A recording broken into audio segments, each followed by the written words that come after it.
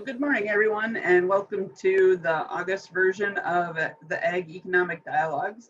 We've got a great lineup today, looking at some of those fall marketing and production decisions that you might be making as you move forward. So we're going to kick off the day with Dr. Everett Vandersloot. He's an economist out of the Ness School of Management and Economics on SDSU's campus. He's going to give his presentation to us today, and then he does have to run. So if you have questions, please make sure you ask them during the question session, or you'll be able to send me an email or directly contact Everett with your questions later. But he thinks he needs to get ready for class and the students that are coming in this next week here pretty quick. So we're going to thank him for his time and then let him run and finish what he needs to do for courses. So with that, I'm going to turn it over to Dr. Vandersloot, and he can tell us a little bit about the trade situation. Okay, good morning, everybody. This is the screen that I have. Okay, is my presentation visible at this time? It's not sharing yet. It's not sharing yet. Share.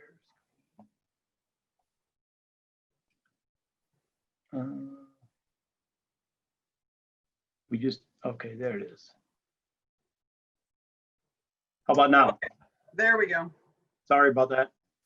No problem. Okay. So I'm going to talk about international trade issues, and I have called it taking stock. I teach a course on international trade, and I never get what I want to say done in one semester. And so this is a big topic.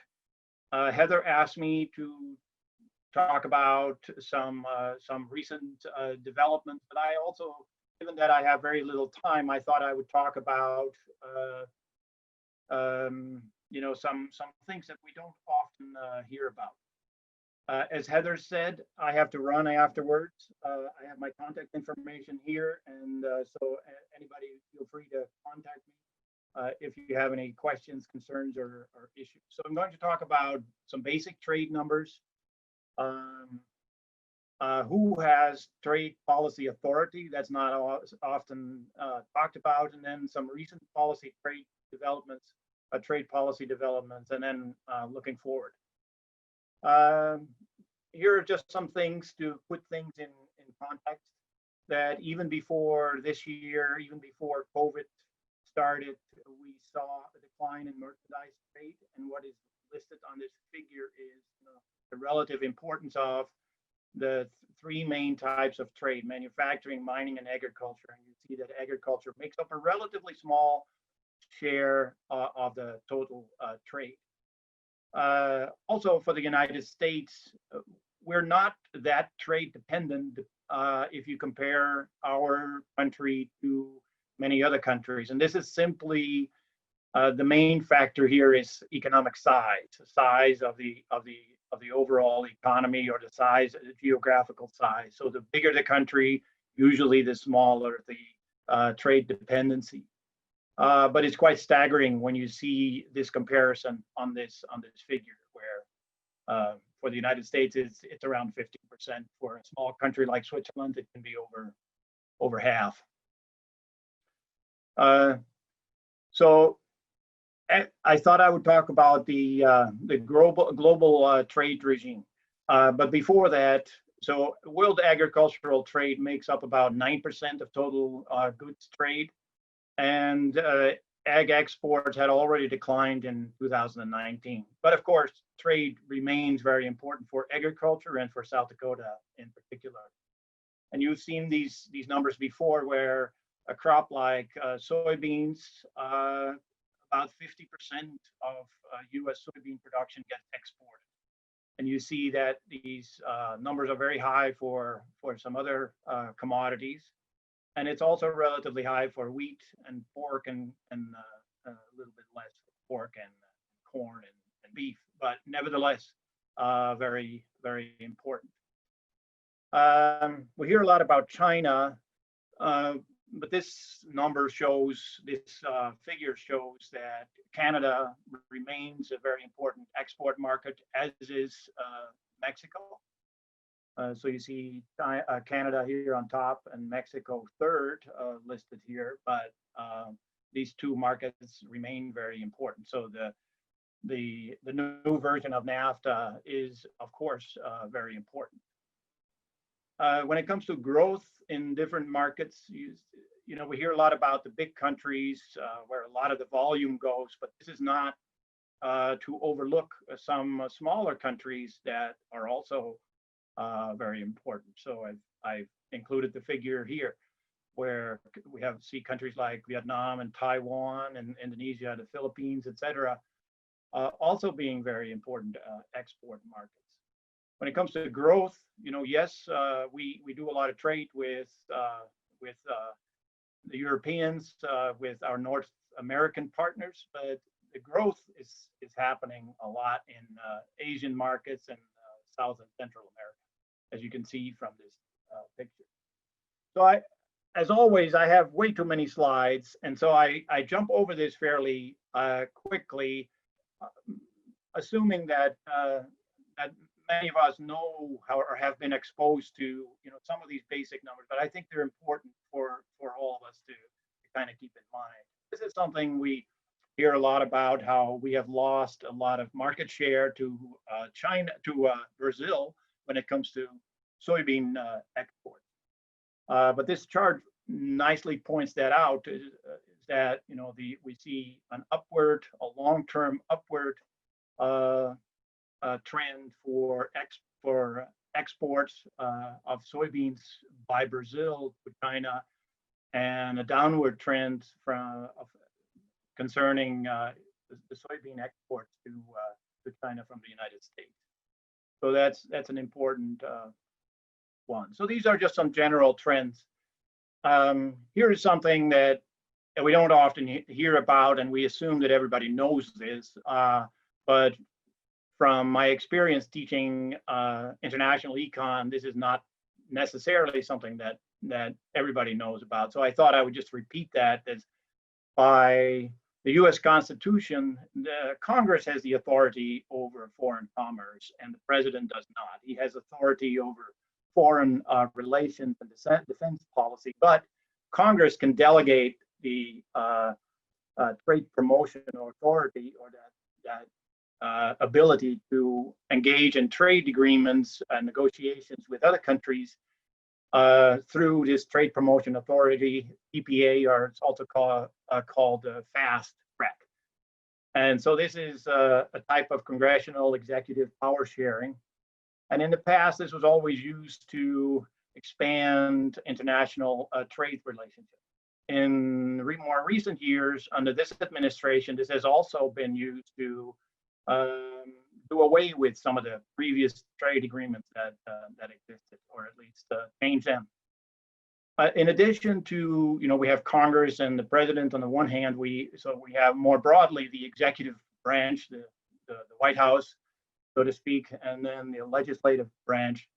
So in the executive branch, important for agriculture, we have the USTR, the U.S. Trade Representative, and then the USDA, of course, which tends to represent agricultural interests.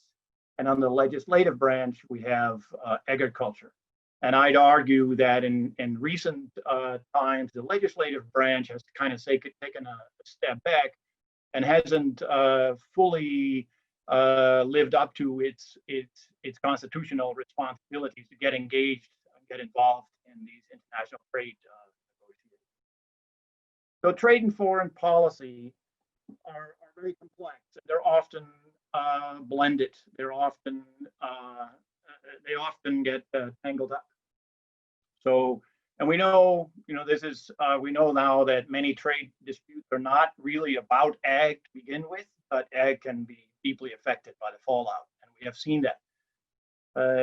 So even a non-ag dispute can generate retaliatory tariffs on agricultural exports, and with significant implications for American agriculture. This is obvious, and we have seen this happen in recent times.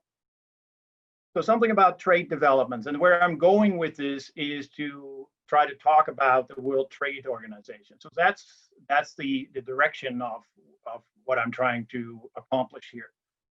So in the past, since World War II, the United States has had policies that move toward free trade.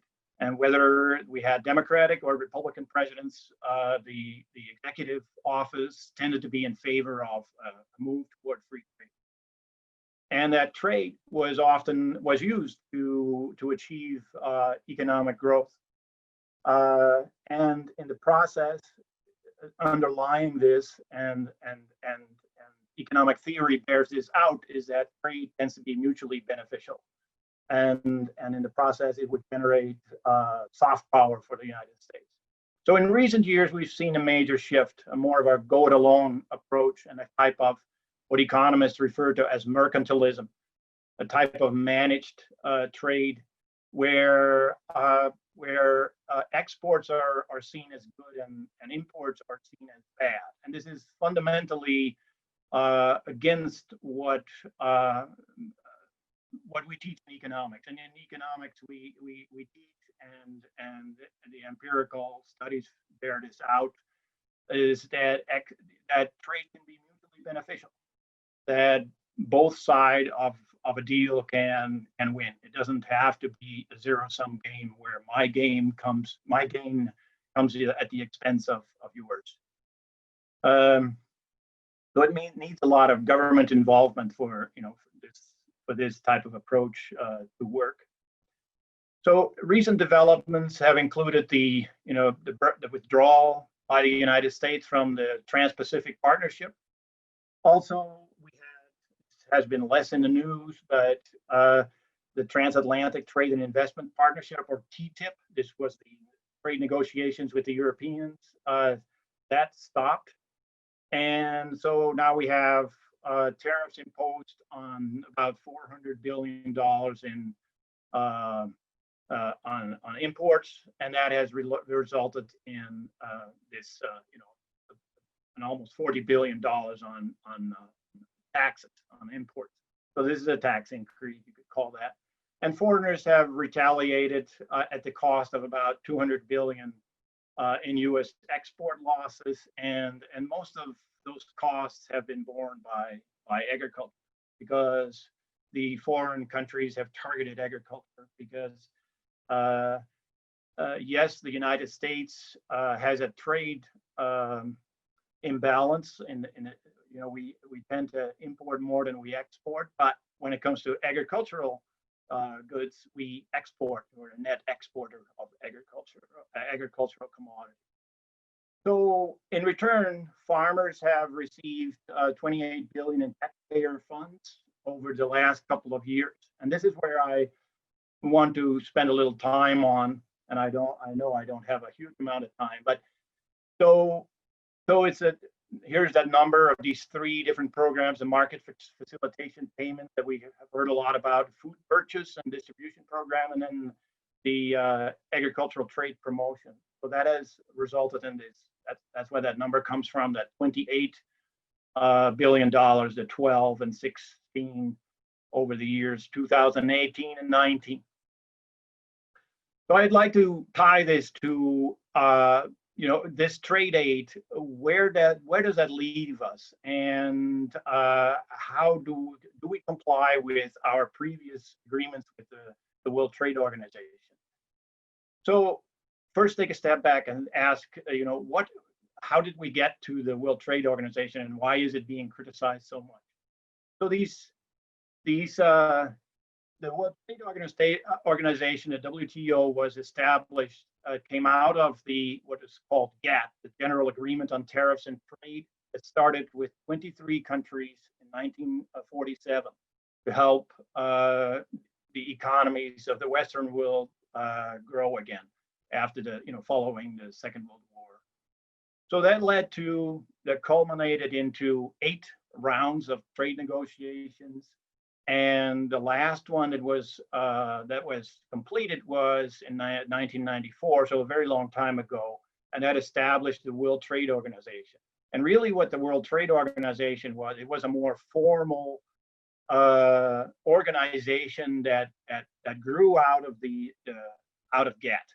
GATT was just, it didn't have a physical presence, much of anything other than an organization based out of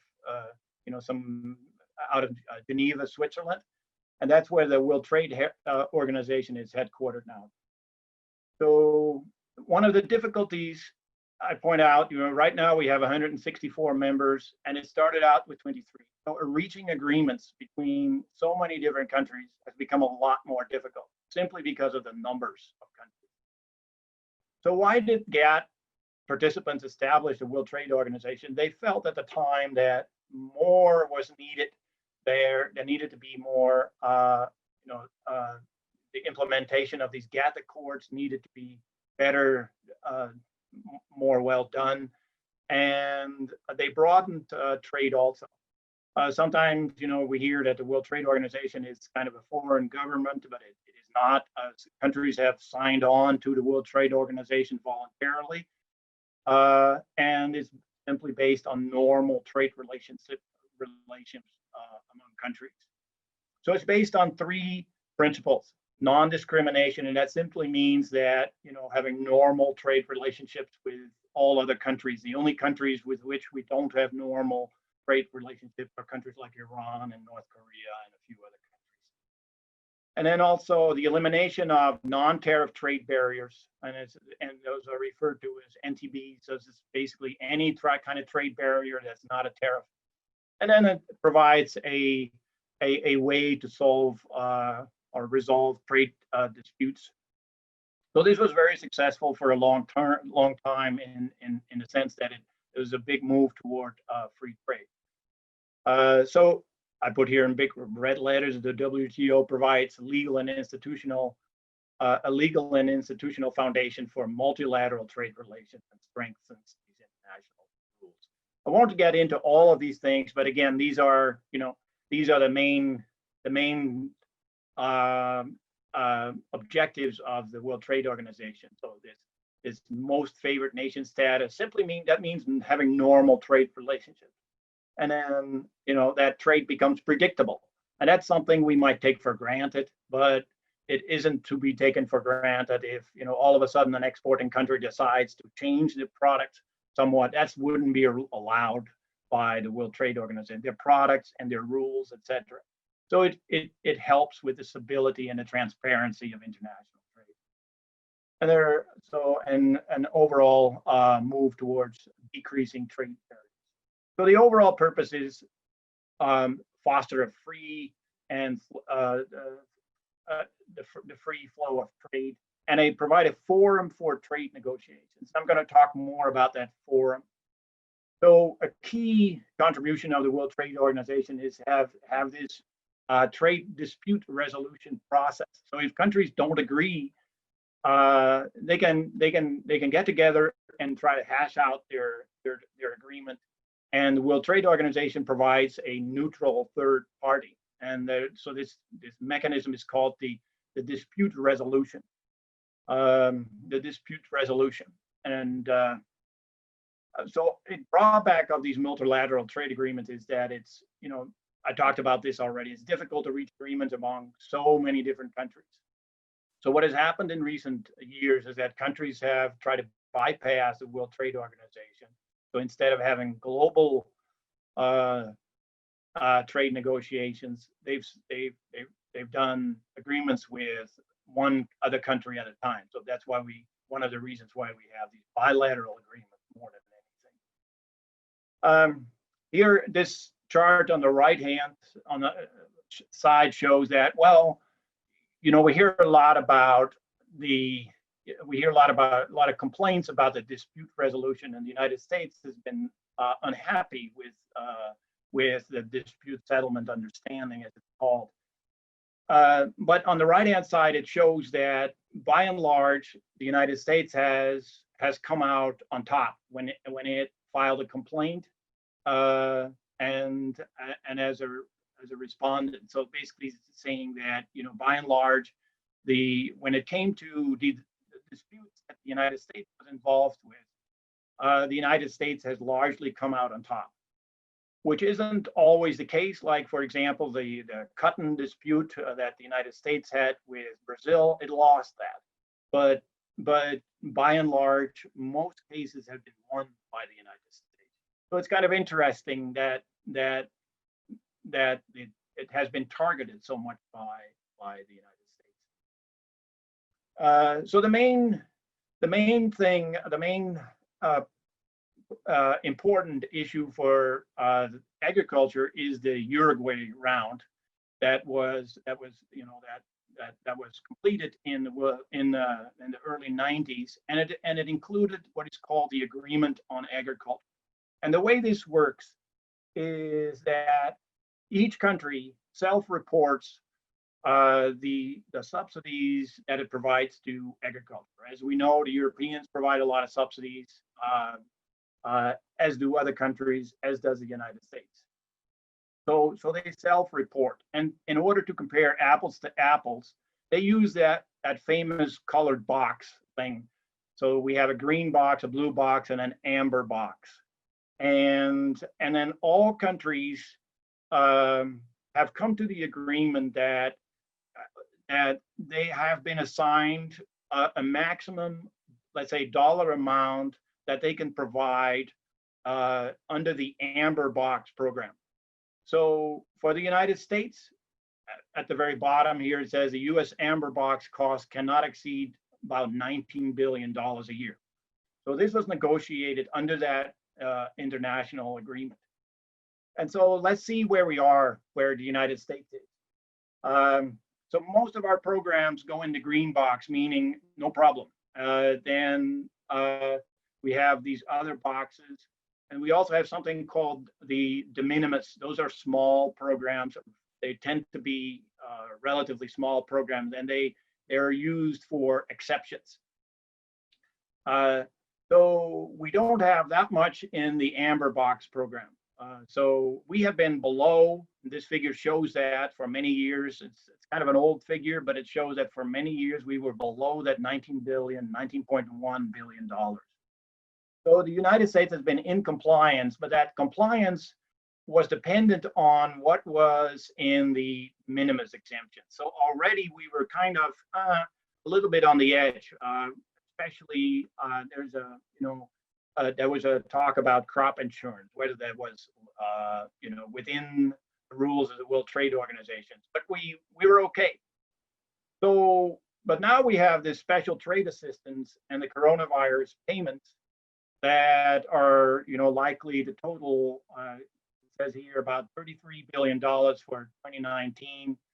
And then we had a smaller amount for 2018 also. It is likely that for 2020, we're going to see these numbers increase to $40 billion. Now, remember, earlier on, I said the 19.1 billion. So obviously, we're exceeding that number for the World Trade Organization. So here are these numbers are slightly different, but again, it shows you it easily, more visibly, that for 2019 and 2020, we're exceeding that $19.1 billion. The other thing is that it's not appropriated by Congress. This comes from the executive office by way of the Commodity Credit Corporation. So the money is funneled through the USDA directly and not appropriated by Congress. So where do we? So this is an issue that we exceed that previously made agreement. So where do we stand? Just very quickly, because I know I'm already over my time. Is that you can see here where ag trade is, that since 2014 we've seen a decline in agricultural trade with China. So, and this dispute has broadened beyond trade and now includes, economic, financial, technological, and cultural issues also. So this is still an ongoing dispute. This is that famous phase one purchase commitment. So this is ongoing, and as we all know, this figure shows this from the Peterson Institute of International Economics out of Washington, D.C. shows that China is not living up to the agreement that it signed on. And you can say, well, that's partly because of COVID. Whatever the reason, it hasn't lived up to the agreement. And here it shows how that is for agriculture. So its purchases have been below what it has agreed to so far. And this was widely expected, by the way. Many economists were saying it's impossible to meet these purchase agreements that China had agreed to. So we have imposed trade restrictions on these other countries, and even last week we had additional aluminum tariffs against Canada even. We have more disputes with Europe on issues like digital taxes, and so we are, there's a lot of unresolved trade issues. That's the point of this slide. My main concern for the purpose of this presentation is that there have been active efforts to dismantle the World Trade Organization. And I would argue that the World Trade Organization has been very beneficial to agriculture because it has straightened out the rules for agricultural trade and created more certainty than there was in the past. So the United States is doing this by blocking the appointment of new judges to the dispute settlement body. So in effect, the appellate body, as it's called, can't rule on any big trade disputes. So it cripples this top court, and depending on how long this goes on, this could be a major problem for the World Trade Organization, and therefore it creates a huge uncertainty. Just very quickly, the USMCA, the United States Mexican Canada agreement, is just basically proceeding what NAFTA had been doing for the most part when it comes to agriculture. We have a couple of other agreements, so a small agreement with Japan. The Korean one was similar to the old one, and so they don't make up for the TPP losses. We have a few other, just talk about the UK agreement, and then even with an African country, Kenya. But it remains very uncertain. So this is my last slide. So the Chinese negotiators and the United States plan to meet very soon. In fact, there was talk about meeting this week, and they're still talking about that phase one agreement. I think the United States very much wants to make sure that agricultural exports are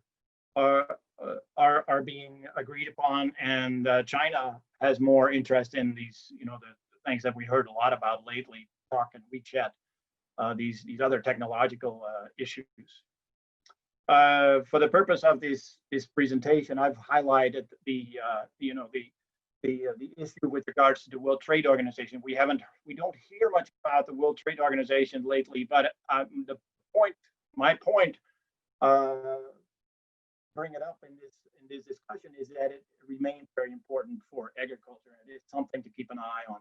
And dismantling the World Trade Organization would cause considerable difficulties for the U.S. agriculture. So that's those are my comments. Anybody have any? Thank you, Everett. I don't have anything in the chat box. Please feel free at this time to unmute your microphone or chat a question in if you have anything for Dr. Vandersloot.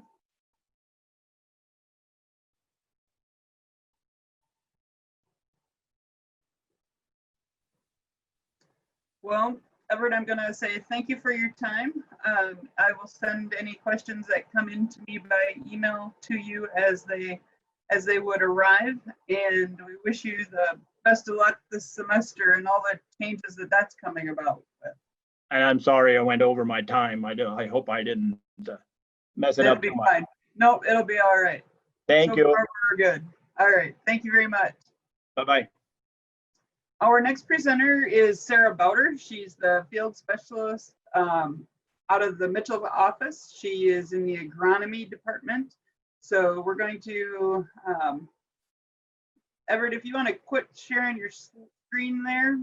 Yeah, how can Sarah can- I don't have my screen, sorry. Okay. There we go. Sorry. That's all right. Sarah can start hers, and we will get started on the next section here with some cover crop discussions. Looks good, Sarah. All right, can you hear me okay? Yep. Okay. All right, well, if you have a question while I'm talking, feel free to stop me or type it in the chat. I'll try to watch that. My name, like Heather said, is Sarah Bowder. I work as an agronomist for Extension, and today I'm going to talk about some fall cover crop options. So I'm not sure if we have a mixture here. We probably do, of crop and livestock folks, I'm guessing. So I'll talk on some things that should apply to most anyone. But if you do have questions, like I said, don't be afraid to stop me. Okay. So I always say that cover crops are kind of trending, if you will. It's actually pretty old news. If you look back at even George Washington's farming records, he planted like a 10-way rotation using cover crops. It's something that used to be called green manure crops, but now as the soil health movement kind of picks up pace, it seems like cover crops are becoming more and more popular.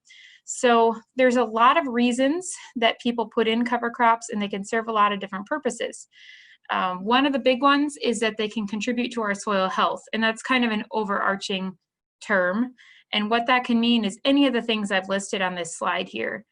Cover crops are not going to solve the world's problems alone, that's for sure when it comes to farming. There's a lot of things that need to come into play together with them to make some of these things happen, but they can assist along the way with all of the things I've listed here. Ground cover is a big one. As we improve our soil health using cover crops, we can see increased water infiltration. That's also a big one with reduced tillage. We can reduce compaction using cover crops and erosion. We can suppress weeds depending on the cover crops we use. We can extend our grazing season, which is a really popular way to get started into cover crops for a lot of people. Nutrient cycling, you know, you're always leaving fertilizer in the field, whether you mean to or not. It's in the residue, let alone whatever gets left in the soil. So especially with nitrogen, where we lose it, you know, after a certain period of time, this really helps to have a living root in the soil so that that nitrogen can be picked back up and then recycled. Especially, you know, if you're grazing it, it goes back out in the manure. If you're just leaving it for the purpose of keeping the soil covered, it'll be in the crop residue, and then the next cash crop, it'll hopefully break down in good timing for that. Microbiological activity, just meaning that there's something living in the soil. And of course, additional forage options. So, you know, we can hay, we can graze, we can do different things, green chop with different cover crops. And it kind of makes our short growing season seem just a little bit longer as we, you know, we're far enough north that we can't double crop, but we can do something similar in some cases. So this is just a little rundown of some of the cover crops that you might be familiar with. In the I'm going to talk about cool season cover crops because that's really what we should be thinking about right now. So these are all cool season broadleaves that you may or may not be familiar with. You can see in the pictures there, I have a clover and a vetch and some brassicas. Common ones here would be the vetches, probably you've heard of, flax, maybe peas, radish, rapeseed, sugar beets, turnips. Those are all pretty common and easy to get a hold of, as well as a lot of the clovers. There's a few things about cool season broadleaves to consider. We have some legumes, which means they can fix nitrogen, and we have quite a few non-legume options too. So our legumes would be things like alfalfa and the clovers. Non-legumes would be like your radish, rapeseed, turnip, that type of thing. And there's a large diversity in these broadleaf cover crops. So seed size is a big one, especially when we make mixes. We have to keep that in mind, how we're going to drill it or broadcast it in. Not that it can't be done, but sometimes we have to add things to the mix to make sure it flows through the drill, or make sure we have an agitator, things like that.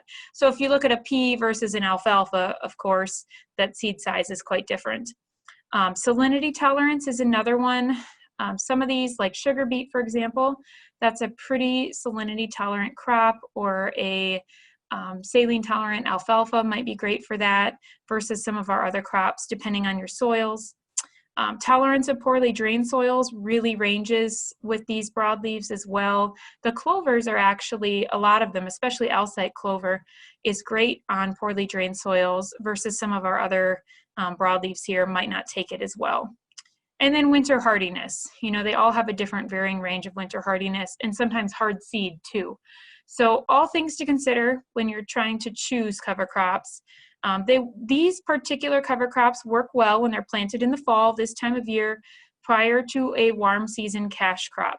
So basically, if you're going to plant corn next spring, we would encourage you to put in a cool season, mainly broadleaf mix this fall, so that you're getting a broadleaf before a grass, corn being the grass, and you're getting a cool season crop before a warm season crop. Really helps to add diversity to your rotation, which can help with a lot of different pest issues more naturally than having to use chemical control. And cheaper, typically.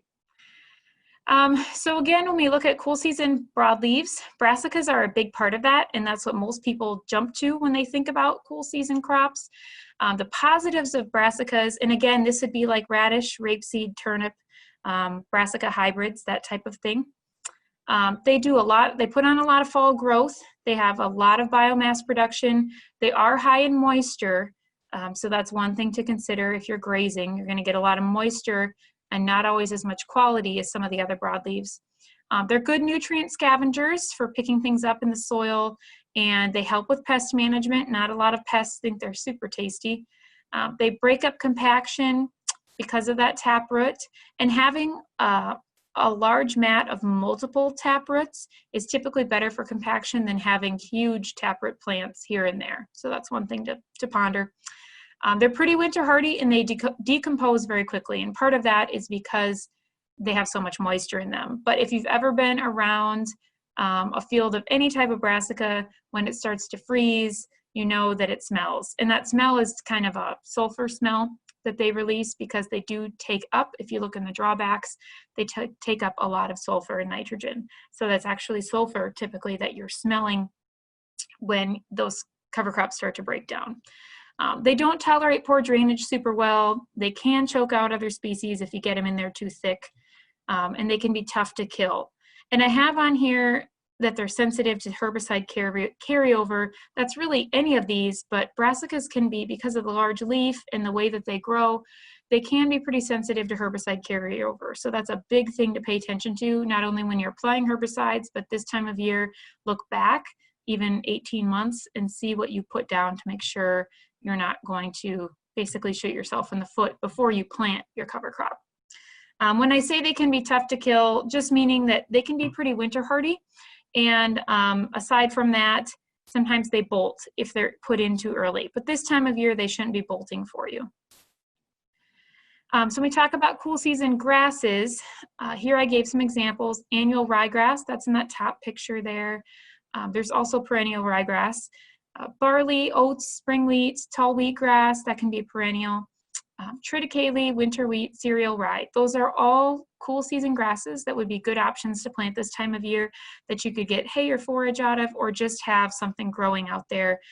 Grasses are going to give us more tonnage, whereas if we're looking from a livestock perspective, those broadleaves are typically going to have a little more quality. They are usually, when we talk about the grasses, pretty readily accessible and inexpensive. There's a lot of winter hardy options, and they're pretty good nutrient scavengers. Grasses in general are. They are best, again, planted prior to a warm season crop, but in this case, if we're going to put on a heavy grass or single grass species, or heavy grass mix, I should say, you really want to plant that before a warm season broadleaf. So in this case, we would put a heavy grass mixture out before soybeans, for example. Or if we just wanted, say we wanted to hay some barley and plant it tomorrow, ideally we'd put soybeans out there next year so we don't have a grass before a grass. That doesn't mean you couldn't plant corn. It would just help break up your pest cycles and be a little bit better crop rotation for you. So a few things to consider in general when we talk about cover crops. Like I mentioned earlier, a big one is herbicide history, and we've had quite a few calls on that this year in particular. So don't forget to look back before you plant, before you buy your seed, really, into your herbicide history. Even some of those labels can be up to like 18 to 20 months. So I usually tell people to look back 2 years, make sure that there's nothing out there that should cause you a great deal of damage to what you're putting in, because it may not come up at all. And not only can that be off label, which isn't legal, but you know, that's, people will often say, well, that's pretty hard to prove, or it's not on the label, which is true. Herbicide companies are getting better about that, getting more cover crop research and cover crops on their labels, but do watch that, because it's just a waste of your time and money if you're putting something out there that's not going to come up or come up very poorly. Insurance and FSA, I always encourage people to check with their agents before they put anything in, especially if you filed any insurance or any prevent plant. There might be dates that you have to abide by, especially if you're using it for forage purposes. The purpose is a huge one here. So first, you know, those first two things, we got to make sure we can actually plant something. And then we really need to pick a couple purposes. There's lots and lots of reasons to plant cover crops. Maybe the field's wet. Maybe you want extra forage. Maybe you feel like you have a lot of fertilizer out there. There's just a lot of reasons that you can plant a cover crop, but pick a couple and focus on them. And that can really help you develop your mix or what you're going to do from there. And then, of course, you need to consider seed availability and price, and I'll talk more about that in a couple slides. Your crop rotation, which I've talked about here, and how we want to keep those warm and cool seasons rotated, as well as grasses and broadleaves. Termination is a big one. If you have, for example, a very wet field, maybe you want something that overwinters and can come up in the spring and help dry it out, so you could terminate it next spring before you plant your next cash crop. Or maybe you don't want to deal with it in the spring and you want to make sure it winter kills. So that's something to consider. Weed control, of course, some species are better than others depending on how heavy you seed them for weed control. Soil fertility, if we're going to graze or use it as a forage crop, we might need to put down some fertilizer, something to think about. Your planting timing, we're getting pretty limited this time of year, and I'll talk about that in a minute. And then, of course, there's always other things. Your time in itself, it just adds another field operation, really. We were just talking about that at our house this morning, how if it wasn't for adding cover crops, we would be at kind of a lull at the moment, but we're not. Field traffic, regrowth, a lot of other things to consider. So when I talk about purpose, I always encourage people to begin with the end in mind. Why are you seeding the cover crop? Choose a couple purposes and remember the big picture. So if your main reason is cattle health, for example, you really need some better quality fall forages, then that's the first thing we're going to think about. And then maybe after that, you feel that the field is too wet. So we're going to try to pick species that would help with that problem. So just pick a couple things. As extension folks or NRCS, we're more than happy to help you with that as well. And then, of course, you need to look at the planting time.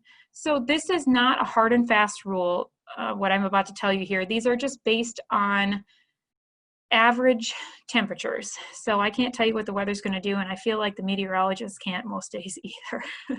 But don't repeat that. So the cool seasons, the third week of July, we typically say, is a good time to start considering planting cool seasons. If you really wanted to plant warm seasons, you could up until maybe the end of last week, but we kind of encourage you to start thinking about cool seasons simply because the nighttime temperatures are dropping. So our average daily temperatures this time of year start to go down, and that's where the cool seasons are really going to do well, because they'll take off maybe slowly if it's still very hot or if it's a hot year like it has been, but as things cool down, they're really going to do much better than a warm season would.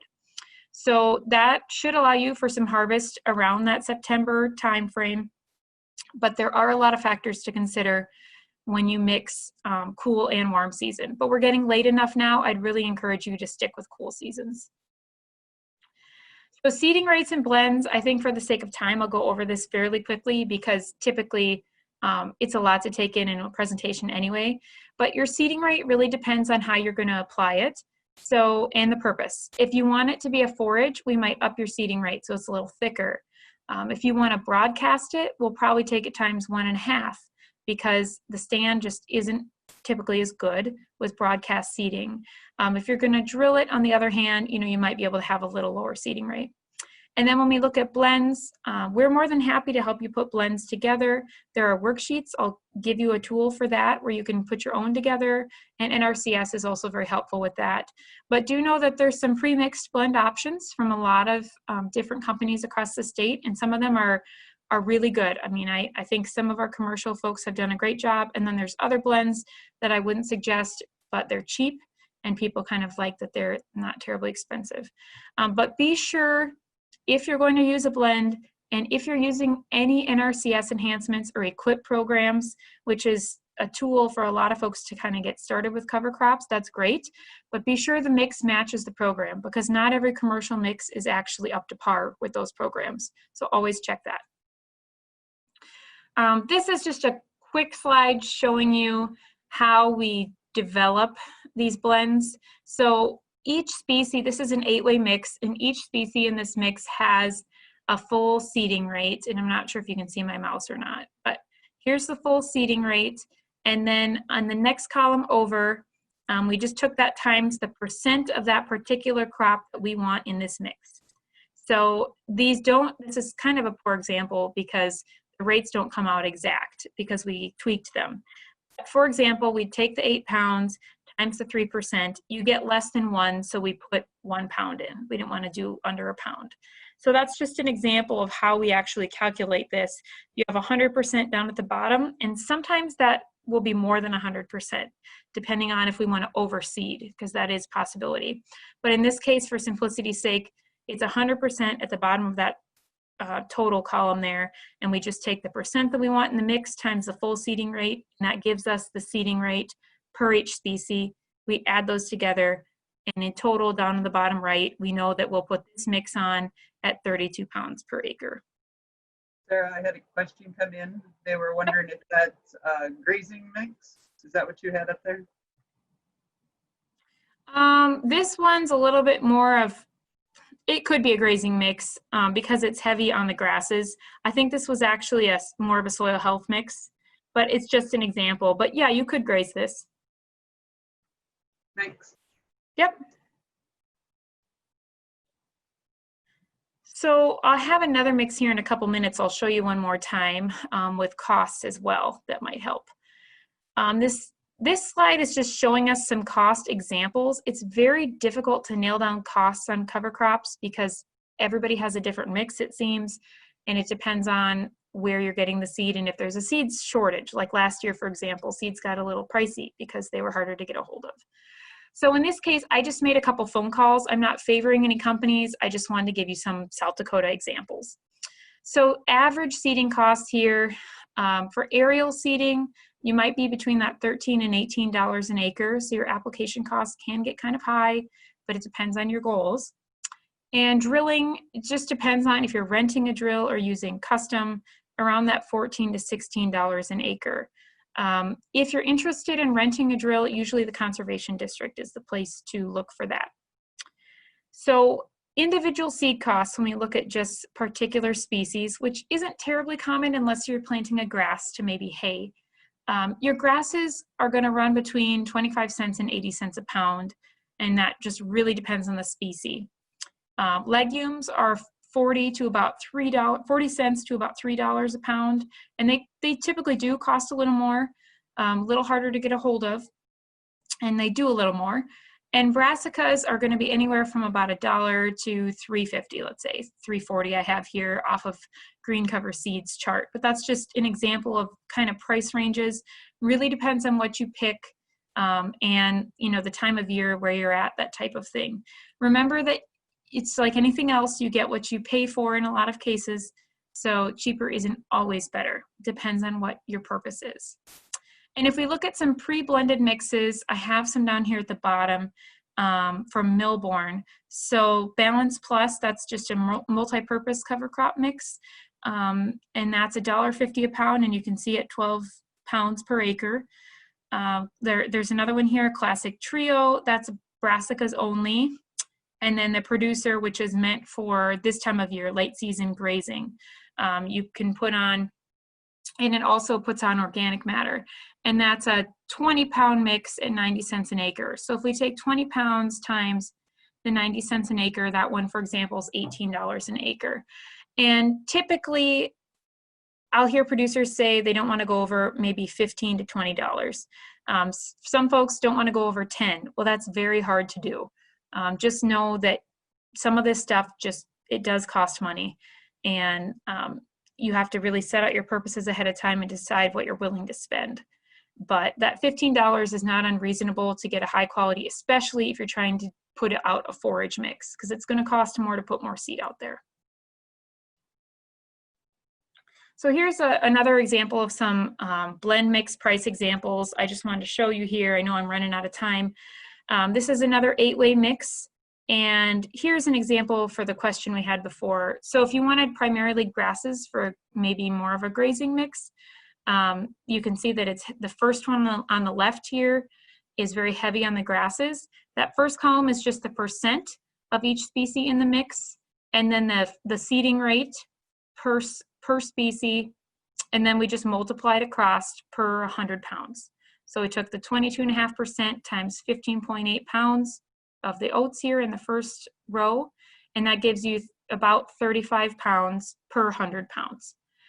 And so that whole mix itself is about 55 cents a unit. And you can look across, we used the same species, but we went heavy on the broadleaves in the middle columns there. That got a little more expensive. And then we just did 50-50 and did the same percent of every single species, and that was about in the middle, in that 60 cents. So that kind of gives you an idea of what things can cost. It depends on what you're interested in and what particular species you pick and how you put that mix together. But again, these aren't hard and fast. These are just some examples. So a couple other things I just want to mention is weed control. Keep in mind that if you put a cocktail mix out there, meaning, you know, an 8-way blend like we just looked at, weed control with chemicals is pretty much out, but of course they're going to suppress weeds by growing and being there. And some cover crops have particular biological suppression traits, like cereal rye. It has something called allelopathy, and it can actually suppress other plants. Sprawling broadleaves like radishes, turnips, and vetch, they also do a great job because they sprawl out on the ground and literally physically cover the ground. Always consider if you have a big problem weed area, maybe you need to plant more of a single species or all grasses, for example, if you have a terrible broadleaf infestation in a field and you need to be able to spray. So that might be something to consider. Here's a tool you can use if you want to kind of play around with mixes. We can help you with this too. But if you go to this short URL, there is a cover crop worksheet that is extremely handy and can help you calculate mixes and kind of give you ideas of, you know, if you want to graze, warm or cool season, if you have salinity, there's all kinds of examples like that. And you can change them and utilize it however you'd like. And that is essentially what I have for you today. If anyone has questions, this is my contact information, or you can ask questions now. And like I said, cover crops is kind of it's a wide variety of things, and it's hard to nail down particular mixes and prices. We don't typically give people cookie cutter mixes and things like that, but we're happy to help you create something that works for you. Okay, thank you, Sarah. I appreciate you taking time out today from all the other things you have going on and presenting that for us. Any questions for Sarah before we would move on and maybe wrap up? We're going to take a poll here quick. So any questions for Sarah?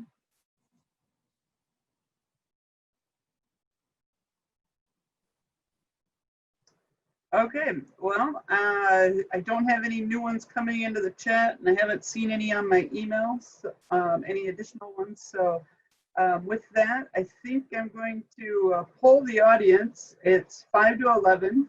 We generally schedule these for 11 o'clock stop time.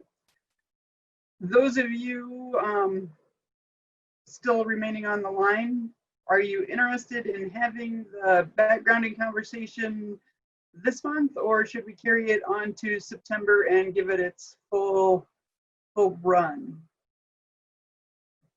If you would go to the participant box area and hit yes to hear it, or no to vote no that we wrap up today, I will take your feedback in mind.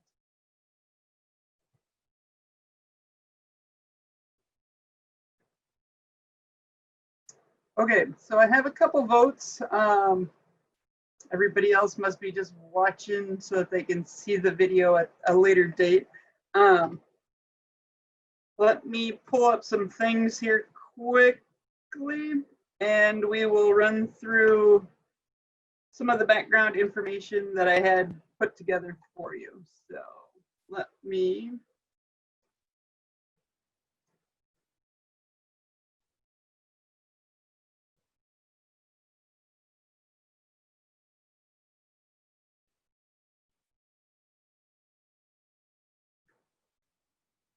okay, are you at this time able to see my slides?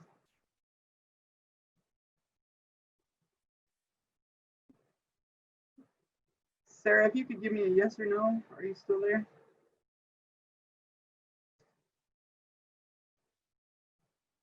Okay, got a yes, so here's what we will run with.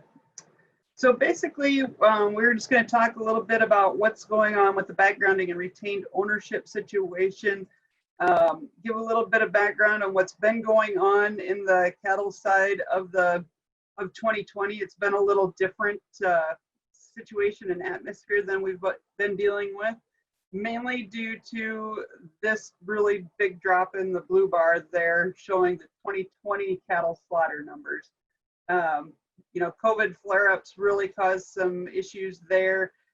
So what this chart is showing us, and a lot of the charts that are coming up, the red line across gives you the 2014 to 2018 average.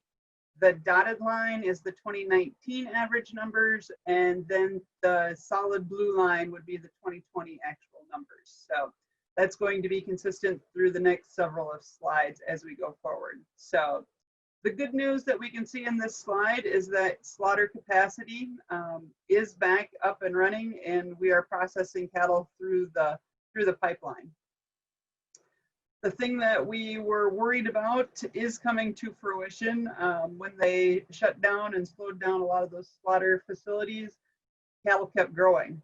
In the feedlots, it's hard to store them and tell them to quit growing, so we can see a pretty good increase in dressed steer weights. I think it's somewhere in the neighborhood of 5 to 6% more pounds of beef being produced than what we traditionally harvest in this time frame. And as we move forward, you know, it's kind of coming back into that average, you know, but we still have those extra pounds that were processed and are now part of the storage supply situation. A good side, you know, part of our ground beef comes from the slaughter cow market, and we can see that that's running near last year's numbers, while last year and the year before were, or this year in 2019 are well above the 2014 to 2018 averages. We are kind of in that similar situation that we were at last year for the number of cows that are being ran through slaughter facilities. The additional component of that would be the dairy cow slaughter. You know, they're part of the meat industry. We can see that that's coming back up, and you know, they're hitting pretty much close to average numbers. Milk prices have came back, so hopefully we can see some stabilization of their markets and the dairy cow slaughter numbers for those individuals and those producers as well on the dairy side.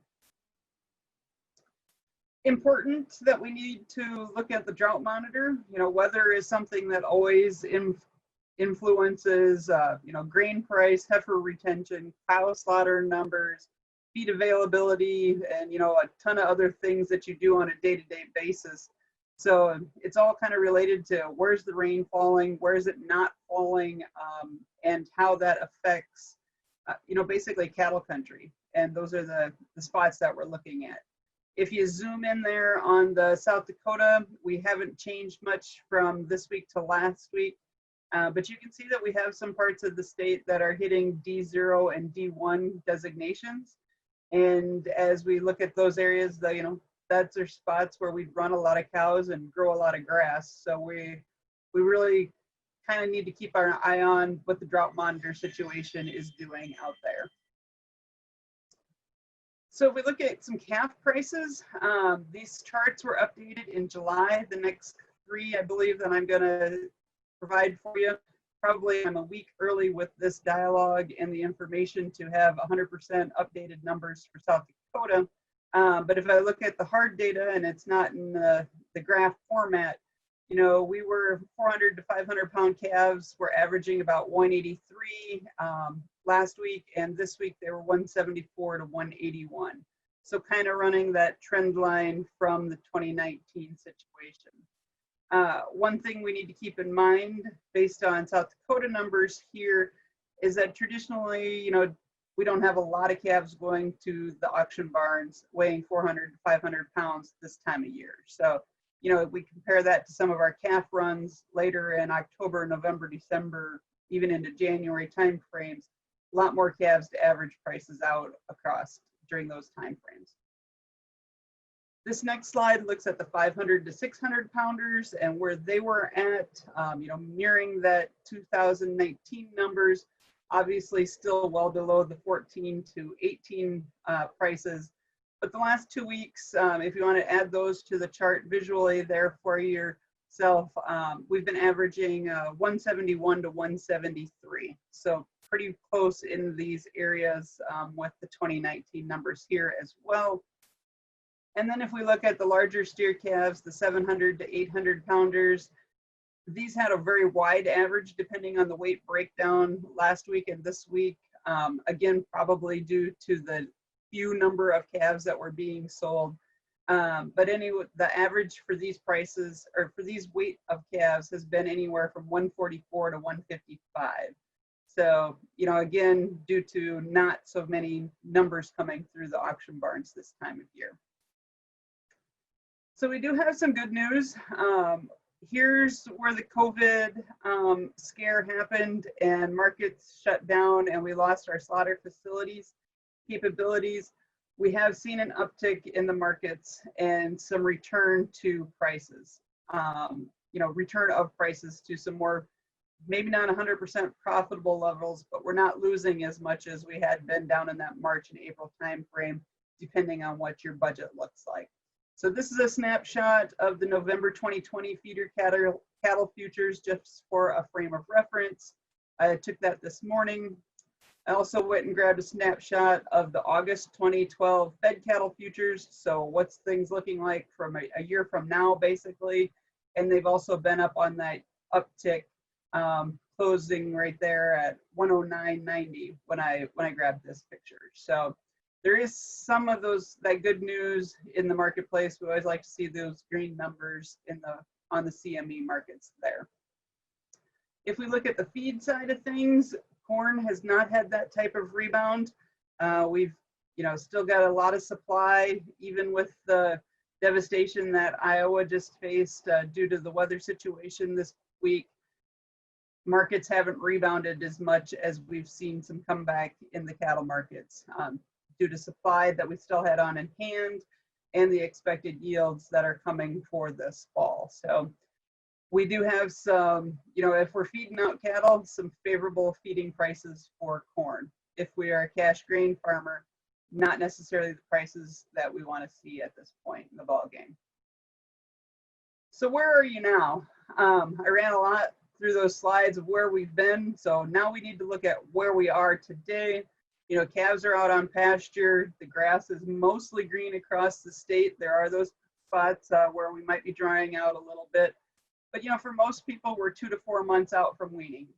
So we really need to take inventory of how many animals that we're looking at selling, what's the number of bulls, heifers, steers, what's out there in the pasture, what do we actually have, what do they weigh today, and what do we plan on having them wean at? What's their expected weaning weight based on historic numbers, or if we have that opportunity to weigh some calves now so that we can put some, 2 to 3 pound gain on them if that's what they're gaining on grass and mama's milk, or creek feed if that's what you have available for them. We also need to think about, have you made any marketing decisions already? Have you implemented any type of strategy or pricing strategy, forward priced anything? You know, how many of those animals have already been marketed in some way? As we looked at those CME charts and saw the prices increasing, one of the things I want to caution you about is this school of marketing that I have listed here, the greed, hope, fear school of marketing. A lot of times we do most of our marketing in that hope and fear time frame. And what I really want you to be thinking about today is, as prices are going up, are there things that we can put in place, decisions that we can make regarding our calf crop? That's where the inventory comes into play, and knowing how many head of calves you have, about what weight they're going to sell at, so that we can determine if we've got 50,000 pounds, which is the requirement for a put option. Is there that decision that we could make to buy some price protection insurance on our calf crops? Or maybe if we don't have a 50,000 pounds of calves going to the auction, maybe we can utilize the LRP, the Livestock Risk Management Protection Tool, and maybe that would work better for you. Or any combination of them. You've got 75,000 pounds that are headed to market. We cover part of them with a put option and cover the other part utilizing that insurance product. I know a lot of you don't like the thought of buying more insurance. It's another expense. It's something that maybe it's not even going to pay off. But when you're thinking about that not paying off component, I'd really like you to double think that a little bit and be looking at it like your car insurance. You buy your car insurance and hope you never use it, right? Because if you never use it, it means you never hit a deer, you weren't ran into by somebody else, you didn't run into somebody.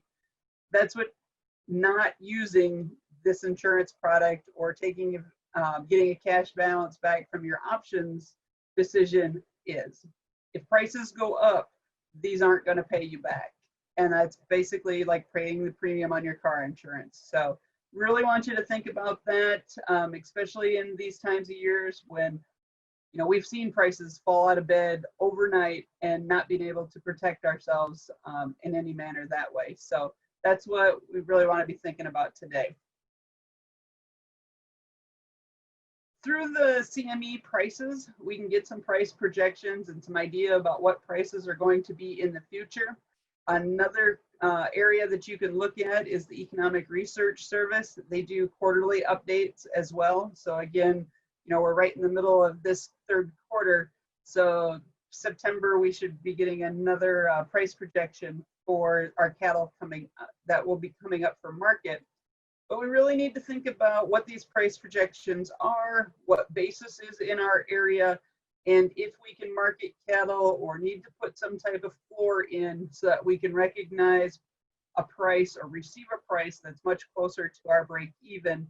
That's very important. So we need to be able to utilize those tools in combination with the price projections so that we're not, you know, implementing a floor that's way below what the future projections might be and below break even as well. So as we look forward, you can see we've got fed prices here. They give us a feeder option over in the next column, so, and base it by quarters. So third quarter, fourth quarter, and then 2021 first and second quarters are listed. Fed cattle from $1 to $1.05, feeder cattle 133, kind of is the high point here for this third quarter, and then we go to 129 to 132 for any further out projections. And we need to be implementing those and putting those into our budgets. So I've used the word budgets a lot. So you kind of need to know what you're going to do this year. Maybe your plan is to do the same thing that you always do. And that's not a bad plan if it's a profitable plan for your operation. Others of you might be considering doing some backgrounding if that's a little different, or maybe you're looking at different timetables for how long you're going to background. Need to evaluate the feed that you have available, what those feed costs are going to be. if you're going to put any price protection on the inputs that you buy. You know, if we need more corn to get through for a backgrounding situation that maybe we haven't done in the past, is that available so that we can forward contract at low prices for those inputs? And we also need to be thinking about price protection for those calves that we're going to keep and feed. Gives you a little bit of easier night's sleep knowing that you have some type of price projection on them. Again, you can also talk about retaining ownership. Maybe we're going to feed them all the way out to 1,400-pound fat steers. We need to look at our feeding area conditions. Have we been able to clean them out in the last couple of years? Or will we get there this fall before we fill them back up again? Again, feed availability. What's our sale date? So that we know how many pounds of gain that we're looking for, so we can keep them on track, so that if we do place that price protection, we have animals ready for sale when we thought we were going to, and we're not projecting out into a different time period before the cattle are ready or way after the cattle are ready. So on the budget side of things, thinking about direct costs, we need to know what our cost of gain is going to be. Veterinary costs and supplies, talk with your veterinarian about any different medications if you're going to apply some medications through the feed, if you're going to need to implant calves, how many times, what's the different cost, and what's the benefit of that for your operation if that's something you choose to do. And also look at you know, any extra components to the veterinary supply side of things that you need to be thinking about. Vaccinations, those types of things. What kind of supplies might you need? Some individuals put their rural water bill as part of their feed bill, or it goes into the supply side of things. Electricity, if you're going to need to run water to a pen that you haven't been using over the winter time for this year, what's it cost to run that hot water heater so that you make sure that you have water available every day for your animals. Different marketing expenses.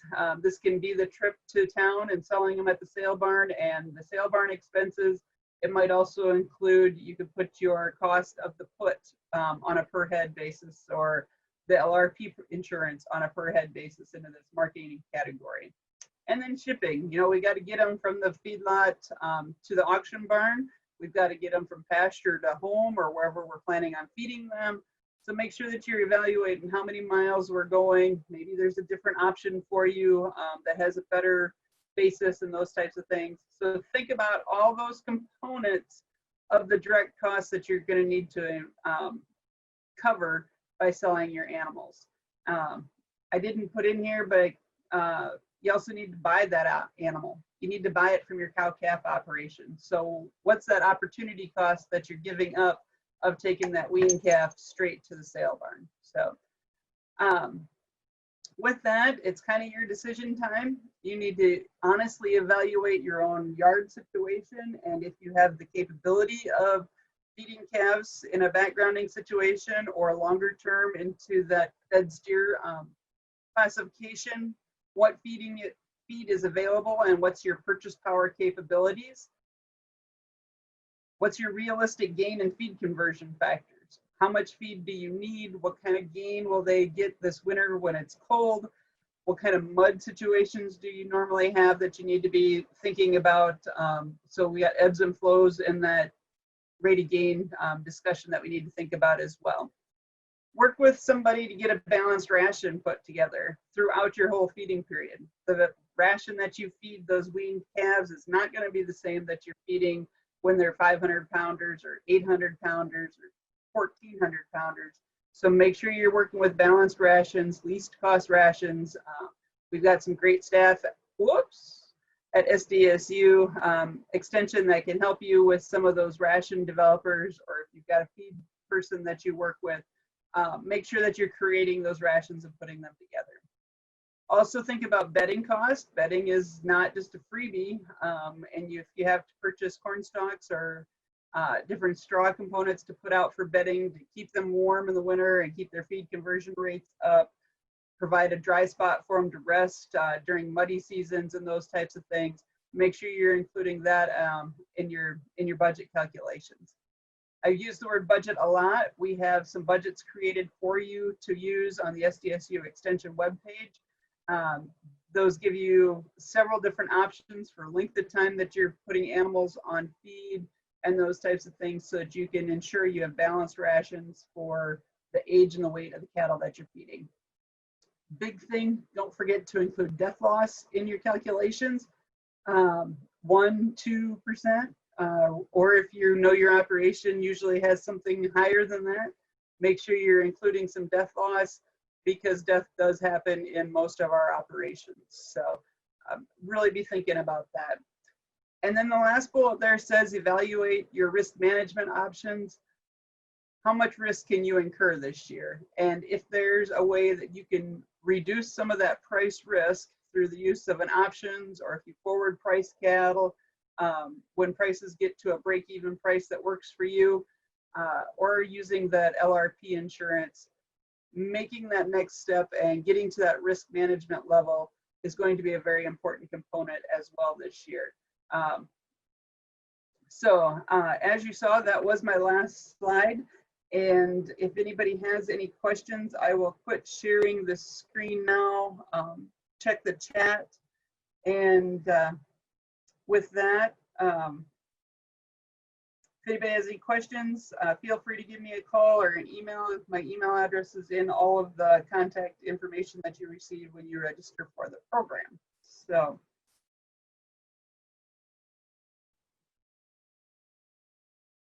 I don't see any questions coming up. So we will get this processed and emailed out to everyone. And we look forward to seeing you again on our September date. We will be meeting again September 18th at 10 o'clock. Thank you everyone for joining us.